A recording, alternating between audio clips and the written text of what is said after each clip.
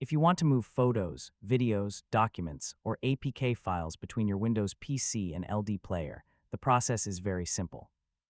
In this tutorial, I'll show you how to transfer files between PC and LDPlayer step by step in 2026.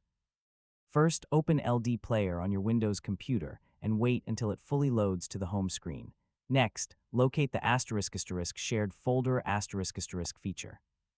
LDPlayer automatically creates a shared directory between your PC and the emulator. Now open File Explorer on your Windows PC. Go to the LDPlayer shared folder, which is usually found in the LDPlayer installation directory or a folder labeled ** LDPlayer shared **. Copy the file you want to transfer from your PC and paste it into this shared folder. After that, open the * file manager ** inside LDPlayer.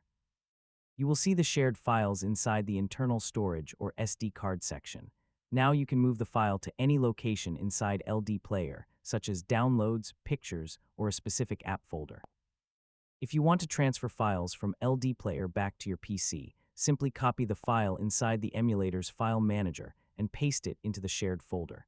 You can also use the drag and drop method. Just drag files directly from your PC into the LDPlayer window, and they will automatically import. For APK files, you can install them immediately after transfer by tapping on them inside LDPlayer. If the shared folder is not working, make sure LDPlayer is updated and that file sharing permissions are enabled in settings. Finally, restart LDPlayer if newly transferred files do not appear right away, and that's how to transfer files between PC and LDPlayer. Yeah, once you understand the shared folder system, moving files becomes quick and effortless. Thanks for watching, and I'll see you in the next guide.